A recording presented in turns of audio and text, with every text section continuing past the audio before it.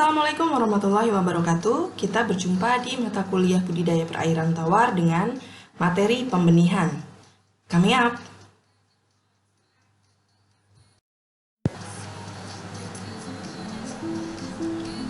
Pembahasan kita kali ini adalah mengenai desain dan tata letak wadah, yaitu wadah pemijahan.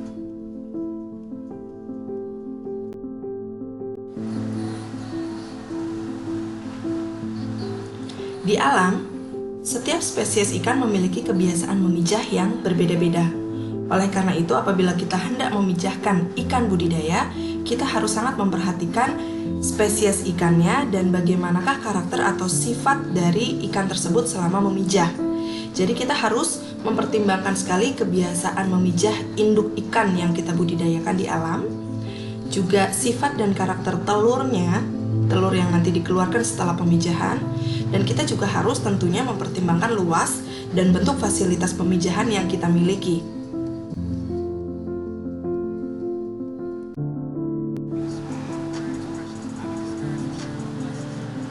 Mari kita bahas beberapa contoh fasilitas pemijahan untuk ikan-ikan konsumsi yang paling banyak dibudidayakan. Yang pertama kita mulai dengan gurami. Di alam, induk ikan gurami biasanya memijah dengan membuat sarang pada dinding sungai atau rawa yang berlubang. Mereka biasa membuat sarang dari rumput, ranting, maupun sampah yang ditemukan di perairan. Dan biasanya pada akhirnya itu betina akan menjaga dan merawat telur dengan cara mengipas-ngipaskan ekornya ke sarang agar telur mendapatkan oksigen dari air. Dan ini harus dilakukan di perairan yang tenang.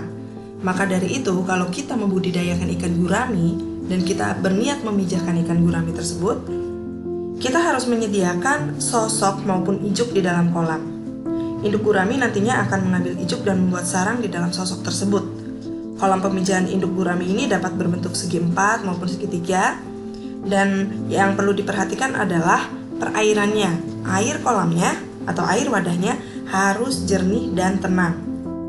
Karena gurami ini termasuk besar ikannya, maka ketinggian air kolam pemijahan induk ikan gurami itu sekitar 0,7 sampai 1 meter ya, kedalaman airnya. Ini adalah contoh fasilitas pemijahan ikan gurami. Jadi dia cukup dalam ya kolamnya, tidak dangkal. Airnya harus tenang. Ini contoh sosoknya dan ini ijuk yang bisa dipergunakan dalam proses pemijahan ikan gurami.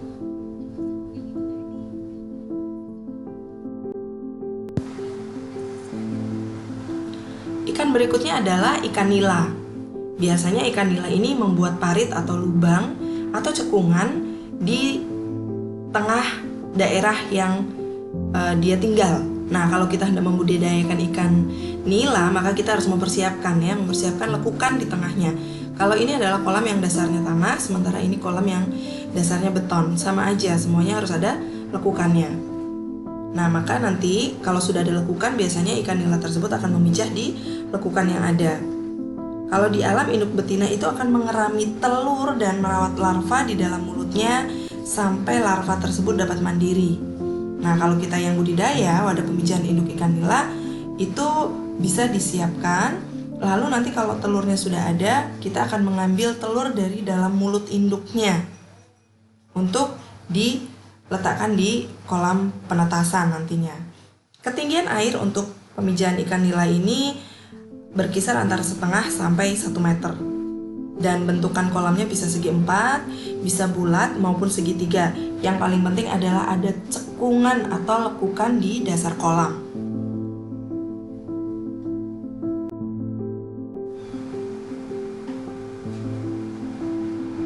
Untuk ikan bawal, ikan ini biasanya memijah pada air yang mengalir.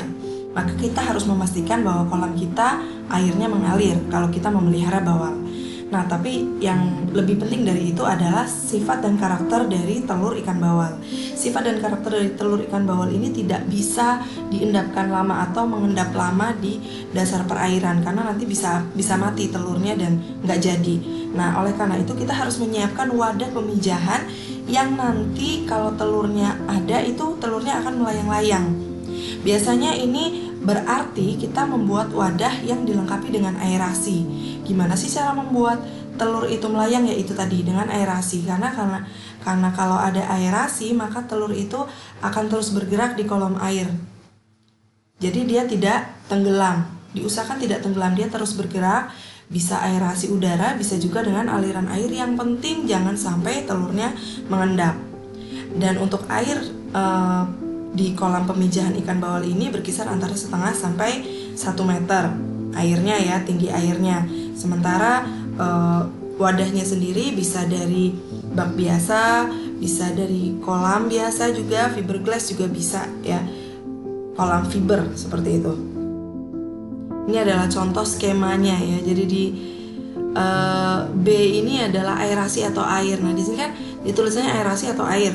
Jadi kita bisa menggunakan atau memanfaatkan aliran udara dari aerasi, bisa juga memanfaatkan aliran air.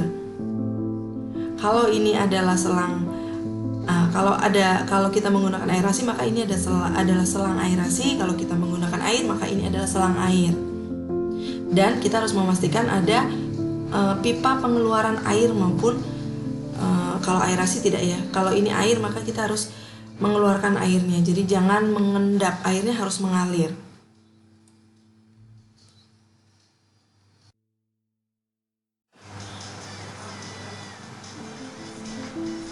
Induk ikan mas dan ikan lele biasanya memijah dengan menempelkan telur pada substrat yang terdapat di wadah pemijahan. Jadi kalau kita membudidayakan ikan-ikan tersebut, kita harus menyediakan wadah pemijahan yang sudah lengkap dengan substrat, sudah dilengkapi dengan substrat untuk menempelkan telur bagi kedua jenis ikan ini ya. Biasanya ikan betina itu akan menempelkan telurnya dulu, baru ikan jantan akan menempelkan spermanya, maka terjadilah ovulasi di sana. Nah, wadah pemijahan didesain agar ketinggian air dapat mencapai sekitar 0,5 sampai 0,7 meter ya, sekitar 50 sampai 70 cm airnya, yang harus dilengkapi dengan pipa pemasukan dan pengeluaran air. Jadi tetap airnya itu mengalir. Pada wadah pemijahan disediakan pula substrat yang sudah tadi dibilang, ini bisa berupa kakaban supaya substratnya tidak melayang-layang asal ya. Kalau gurami tadi kan nanti ikannya yang akan menyusun sarangnya sendiri. Kalau ini kita sudah menyiapkan kakaban yang solid. Biasanya substrat dipasang 5-10 di bawah permukaan air.